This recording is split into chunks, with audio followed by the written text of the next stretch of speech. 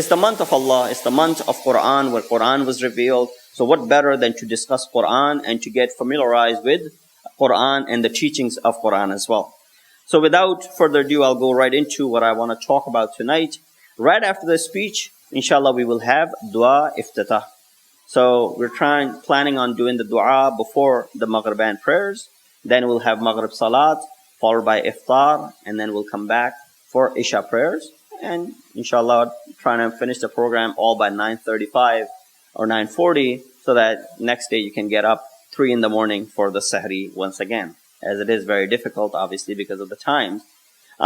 So we're trying to accommodate that to keep, obviously people's schedules in mind as well, and how difficult and longer days that we are going through while we are fasting. So inshallah, if you can come on time and be here on time, we can definitely run the programs smoothly. Sallu ala Muhammad wa ala Muhammad.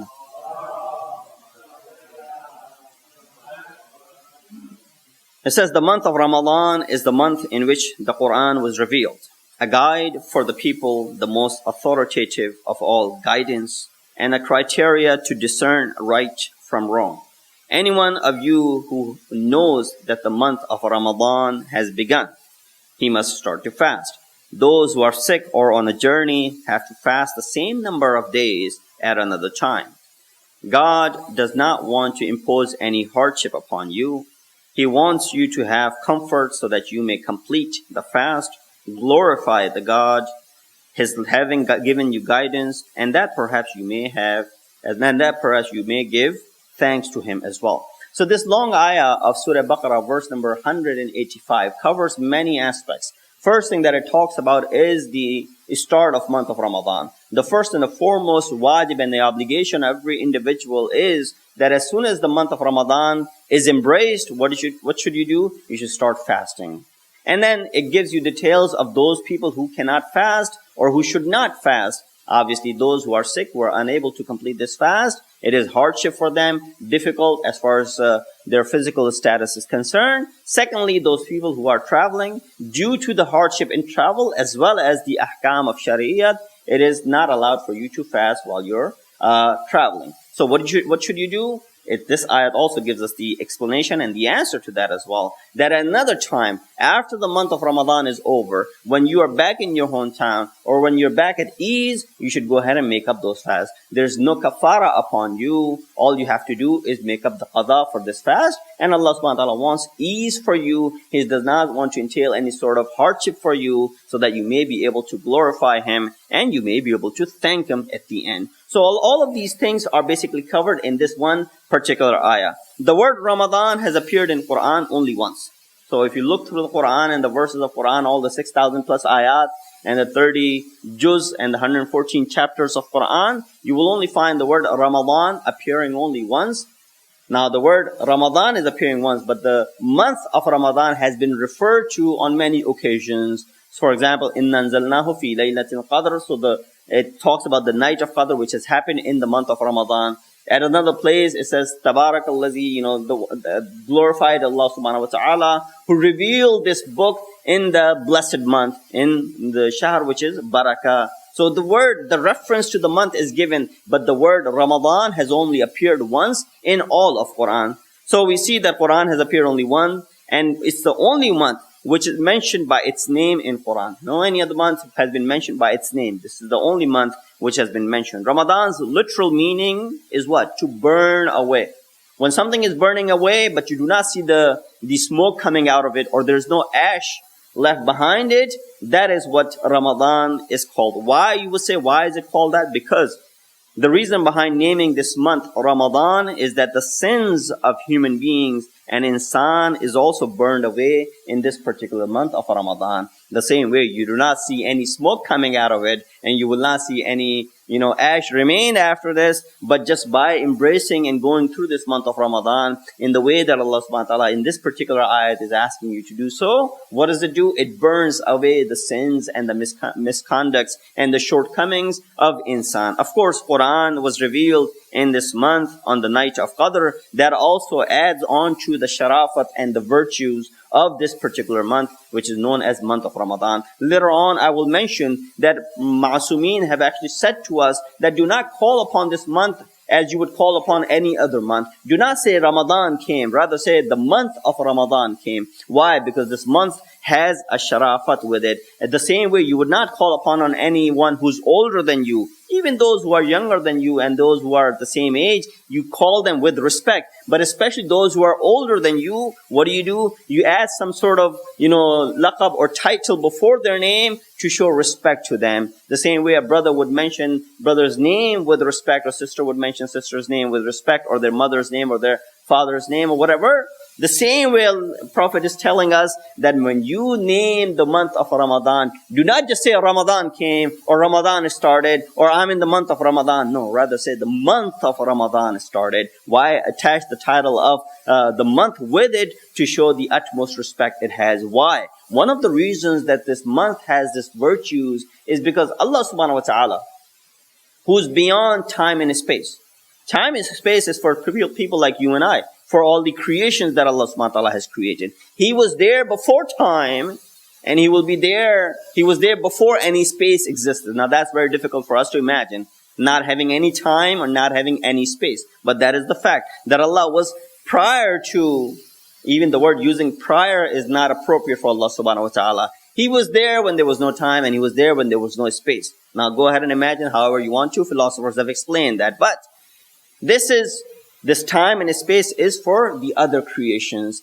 As soon as I was born, this is where the time it begins for me. As soon as I occupy a place, this is where space comes into play in relation to human being. But that does not happen with Allah subhanahu wa ta'ala. But with all of that these limitations that are accompanied with time and space, because of the limitations, Allah has kept Himself away and munazzah from time and space. We see that He has associated a month with Himself.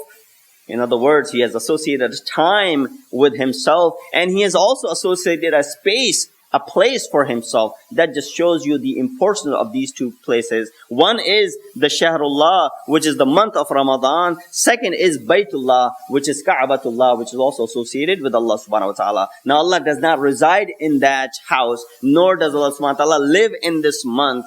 Rather, these are the creations of Allah subhanahu wa ta'ala. But because of the association they have with Allah subhanahu wa ta'ala, they're definitely considered to be very, very virtuous, and they're magnanimous in amongst all the other months that exist. Salawat Biji Muhammad wa ali Muhammad. So there were a couple of different types of revelations of Quran. One was the gradual revelation of Quran. Second was the instantaneous revelation of Quran. We've talked about it throughout the year whenever the opportunity came about, so I won't go into the details of that. But this is also one of the reasons why month of Ramadan is special. Why the book of not just the Muslimin was revealed in this month, but also the book of Christians was also revealed in this month. The book for the Jews was also revealed in this month. Both Torah and Injil were revealed in this particular month of Ramadan. Likewise, Quran was revealed in this month of Ramadan. Now there are different types of revelations just for the younger ones, so I can explain very quickly and move on. That one was an instantaneous revelation. That which happened and came all at once onto the heart of Prophet Muhammad, peace be upon him. Salawat Muhammad wa ali Muhammad. And then there was a gradual revelation of Quran that took place over the 23 years period. As the events were shaping up and taking place, ayat would be revealed, and Prophet will go ahead and explain. So that was the gradual revelation, so that nobody could say that Prophet sat for 40 years and created this Quran by his own words. No, Allah subhanahu wa ta'ala showed Prophet to be in a way that he did not read in front of the people, nor did he write in front of the people. People always thought that he could not read and write. That was a misconception on their behalf, because he's receiving this knowledge from Allah subhanahu wa ta'ala. So this was the whole plan that Allah subhanahu wa ta'ala had when the Quran would start revealing, that nobody would point fingers towards Prophet saying that he produced it. But in reality, Allah subhanahu wa ta'ala was revealing, and as the ayat were coming down, or as the events were shaping up, these ayat would be reminded to the Prophet. Islam is an easy religion, and its laws are based on ease and comfort. This is why if anyone who is a traveler, as this ayat is mentioning, or the person who is sick, it is not wajib upon them to perform the fast, because fasting is definitely entails hardship. It is one of the most difficult ibadat that all the ibadat that we have. If you look at all the worships that we have namaz, Roza, Hajj, Zakat, Khums, Jihad, Amr bil Maruf, Nahi anil Munkar, ila akhir. Among all of these things, yes, Hajj is very difficult, but you still come out of it because it's only wajib once in your lifetime. You do not have to repeat it if you don't want to. But let me tell you the truth. The person who goes for Hajj for one time, they want to go back again to perform this Hajj again and again and again. So that's how it becomes easy for them if they go for the first time. But before you go for the first time, you always have this conception that it is very difficult to perform Hajj. I cannot do it with all the people, so much crowd, and so on and so forth. So it is one of the difficult ibadat, but not as difficult as this fasting. Among the other ibadat, there's a way of showing off. There's a possibility that you might do it so that someone might be watching and you're trying to impress another individual. But when it comes to fasting, you're depriving yourself from all of those things which you could be enjoying on a normal day. There's no showing off at that point. You're fasting, you're depriving yourself from food and drink and all the other things. There's no showing off in it. So that is the reason it is one of the most difficult of the ibadah. Salawat Deji Muhammad wa ali Muhammad. And so that's why we see our sixth Imam Ja'far Sadiq alayhi salatu wasalam. In a hadith, he says very beautifully that yes, it is a very difficult ibadat prescribed upon us by Allah subhanahu wa ta'ala. كُتِبَ عَلَيْكُمُ الصِّيَامُ كَمَا كُتِبَ عَلَى الَّذِينَ مِنْ قَبْلِكُمْ. But this ayat is so beautifully explained to us that when you want to give someone a task, especially a difficult task, you don't just go up to them and tell them, oh, do this. So for example, if you want someone to lift something very heavy, or if you want someone to do something very, very difficult, you don't just go up to them and tell them, go ahead and do it. For example, if you want to reveal a news of someone's passing away, a family member who died at another place, you don't go up to an individual and don't reveal the news without some sort of background, without making sure that they're at ease. So you put them down, you sit them down, give them a glass of water, and then you reveal the news so that it does not go very difficult upon them after hearing such news. Could be disturbing to them. Could affect them physically or mentally, for example. So therefore, every difficult task comes with some sort of preface, some sort of prelude. Same thing goes with Ramadan and the fasting of the month of Ramadan. Imam says, the ayat that Allah subhanahu wa ta'ala revealed for the month of Ramadan, or fasting rather, he said, Ya ayyuhalladhina amanu, kutiba alaykum as-siyam kama kutiba ala alladhina min qablikum, la'allakum tattaqun. He said, ladhatun ma fin nida'i. This lazzat, this pleasure that comes out of the nida and the call of Allah subhanahu wa ta'ala when He's calling upon His mu'mineen or His followers and His servants so beautifully, so compassionately and so mercifully that He says, Ya ayyuhalladhina amanu. There's such a laddat and pleasure in this call of Allah subhanahu wa ta'ala that relieves all the difficulties of this fasting that Allah subhanahu wa ta'ala has prescribed in this month. So we see that just this call that He goes and He says, Ya ayyuhalladhina amanu. Oh, those who have started believing in me. Oh, those who have believed in me. Oh, those who have faith in me. Fasting is something which was done by the people who lived before you. So it's not a new phenomena. Don't get scared about it. And then this is where he goes ahead and reveals fasting is wajib upon you as long as you're in your hometown, as long as there's no other barrier which is stopping you from doing so. Salawat Biji Muhammad wa ali Muhammad. So as I was saying, Islam is a very easy religion, easygoing religion. It does not ask you to do things which you are not able to. There's a qaida known as qaidatun la haraj or taklif ma la yutaq. For example, things which you do not have the taqat or the power to do, you're not asked. You're exempted from doing so. For example, the example of namaz that we perform every single day, 5 times a day. If you're unable to perform by standing up, you can sit down and perform this namaz. You can't do it sitting down, you lay down and perform this namaz. You can't move your organs while laying down, you just move your eyelids and point, and you can perform salat in that way.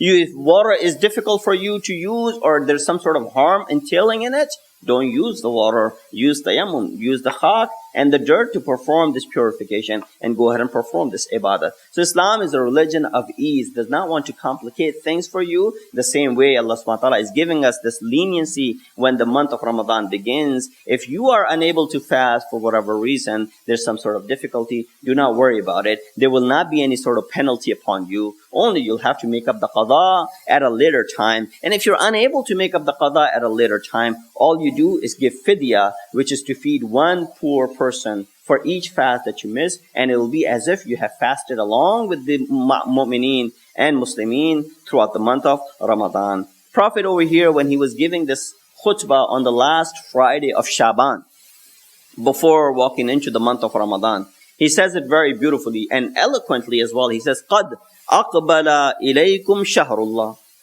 He says, indeed, upon you is the month of Allah. Or the word aqbala is referring towards istiqbal as well. It's sort of a standing in reception. You know, when you go into a hotel, a lobby, there's a reception. There are people in the reception, they're waiting for you. We used to seeing the word reception at the wedding cards, reception at this time. So there will be people receiving you. He says, قَدْ أَقْبَلَ إِلَيْكُمْ شَهْرُ اللَّهِ. Aqbala comes from the word iqbal, which has the root of qabala, qaf, be, and lam. Istiqbal is also from the same root, which means to welcome someone. The root has several meanings. One is forthcoming. Second is of acceptance. So something is qabul, is accepted. And something which is ahead of you, it's forthcoming, is istiqbal. So he says, Shaykh Bahai said this sentence of Prophet where it says, قَدْ أَقْبَلَ إِلَيْكُمْ شَهْرُ اللَّهِ. Approaching you as a host is the month of Allah subhanahu wa ta'ala, is used metaphorically. Because the month is not the host. Month is not going to be hosting you. Rather, it is the host is Allah subhanahu wa ta'ala with whom this month is associated with. He said the month our Prophet is using metaphorically and not literally. Since Ramadan isn't the real host. Rather, Allah subhanahu wa ta'ala is the one who's your host and He's the one who's welcoming you. Therefore, if the host is the most high and has the highest of the expectations, then the guest should also come with the same mentality. They're looking at the guest and the magnanimity of the guest and to exaltness of the guest, and should bring themselves up to par at the same level. Guest of Allah. What is the concept of guest of Allah? Today, inshallah, we'll just be talking about welcoming ourselves into this month of Ramadan, getting used to this month of Ramadan, and inshallah tomorrow and the day after, inshallah, we'll indulge into tafsir of Surah Hadid, which I have chosen to discuss inshallah this year for this month of Ramadan, to go more into the matalib and the different elements that have been discussed in that. Today, just to familiarize ourselves as we are welcoming or we are being welcomed into this month of Ramadan. What is the concept of guest of Allah? Shaykh Jafar Shusturi said that Allah created two things prior to creating insan. And this is the concept of time and space, which I mentioned before. This does not apply to Allah subhanahu wa ta'ala because He's beyond time and He's beyond space. It applies to you and I as humans because we are limited by time and space. We always give reference to that happened last year, which happened 20 years ago, 30 years ago, or in that land, or in that city, or in that town. We're always referring to time and space. Why? Because we are limited with time and space. And Allah subhanahu wa ta'ala is beyond that. He says that Ramadan is the month of Allah and we are considered His guests throughout this month. All the months belong to Allah subhanahu wa ta'ala, but He associates Ramadan to Himself specifically. Likewise, the entire universe belongs to Allah subhanahu wa ta'ala, but He associated this Kaaba with Himself. It does not mean when He says Ramadan is my month or Kaaba is my house, means that nothing else belongs to Allah subhanahu wa ta'ala. In fact, when we do start the tafsir of Surah Hadid, we will find out that Lahu mulku samawati wal ard. That to Allah subhanahu wa ta'ala belongs everything which is between the samawat and the heavens and the earth. So there's nothing which belongs to you and I. Everything is belonging to Allah subhanahu wa ta'ala. And not just that everything belongs to Allah subhanahu wa ta'ala, but also everything is doing the tasbih of Allah subhanahu wa ta'ala as well. The same way you and I perform the tasbih. What do we say in the tasbih? We say Allahu Akbar, we say Alhamdulillah, we say Subhanallah. This is the zikr that we are doing in tasbih, in doing the tasbih and glorifying Allah subhanahu wa ta'ala. He said every single creation on the face of the earth and beyond this universe that exists and that you and I do not even know and haven't been discovered yet is doing the tasbih of Allah subhanahu wa ta'ala. Yet there's no mechanism for you and I to go ahead and understand how other things would be doing the tasbih of Allah subhanahu wa ta'ala. Salawat Biji Muhammad wa ali Muhammad. Invitation to his house was carried out by Prophet Ibrahim when Allah ordered him, وَأَذِّن فِي النَّاسِ بِالْحَجِّ يَأْتُوكَ رِجَالًا وَعَلَى كُلِّ ضَامِرٍ يَأْتِينَ مِنْ كُلِّ فَجٍّ عَمِيقٍ. He says, we have commanded Abraham, call people for Hajj. They will come on foot and on lean camels from all distant quarters. Surah Hajj, verse number 27. Ibrahim said, O Lord, my voice won't reach everyone in the world. Allah said, you just call and we will take your voice to the different corners of the world. Today you see that from the different corners of the world, people are gathering to remind themselves of the sacrifice that Ibrahim had made, sacrifice of leaving his wife and his child, sacrifice of trying to, do the slaughtering of his child and sacrificing of his child, the sacrifice that Bibi Hajar made by running between the two mountains. The whole world and from the different corners of the world, people are gathering to go ahead and remind themselves of that sacrifice which was made or of that event which took place so many years ago. Invitation to this month as well was carried out by Prophet Muhammad, peace be upon him.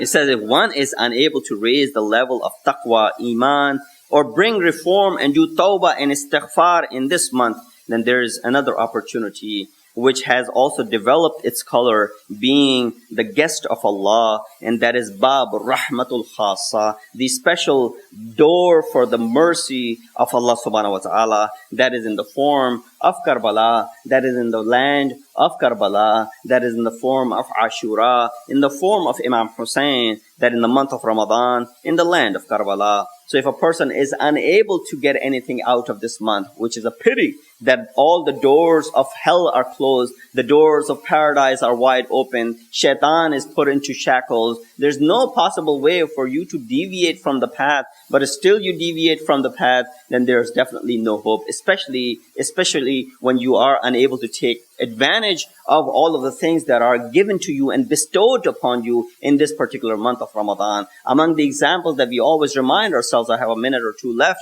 that this month is such a high month. So high as far as the exaltness of this month is considered, that some of the things that we do involuntarily are considered to be at the level of tasbih and at the level of ibadat. What do we remind ourselves? That in this month, Prophet said, "Nawmukum fihi ibadah, anfasukum fihi tasbih." When you breathe in this month of Ramadan, your breathing, which is an involuntary act, becomes what? It becomes tasbih and the glorification of Allah subhanahu wa ta'ala. Nawmukum fihi ibadah. The sleep which is mandatory for you in order for you to rest and get back and rejuvenate yourself is something which you do involuntarily at times because you fall asleep without even your knowledge. Is something which you are considered that when you sleep in this month of Ramadan, it is considered to be ibadat and nothing else. And so this is where we see how this month has developed so many things and given different colors to so many things. So you and I should also take this opportunity to make sure that we benefit the best out of this month. The one who takes the most advantage from this month should be the way that we look at ourselves. It should not be another month of Ramadan came. We did not change ourselves from the last Ramadan. We should compare ourselves from the last Ramadan. And even if we did not compare ourselves, today is the first day of Ramadan. Make this covenant with you that in the next 30 days, while you're fasting, you're going to get rid of all the sins that are on your shoulder. And when you come out of this month of Ramadan, you'll come out like a newborn baby who does not have any shortcomings upon his neck or his shoulder. Let us ask Allah subhanahu wa ta'ala to give us a tawfiq to be able to follow these commands of Masumeen alayhi salatu wasalam, as well as the teachings which Quran and the hadith of Aimma Athar has mentioned to us. إن أحسن الحديث وأبلغ موعظة كتاب الله أعوذ بالله من الشيطان الرجيم بسم الله الرحمن الرحيم إن الله وملائكته يصلون على النبي يا أيها الذين آمنوا صلوا عليه وسلموا تسليما.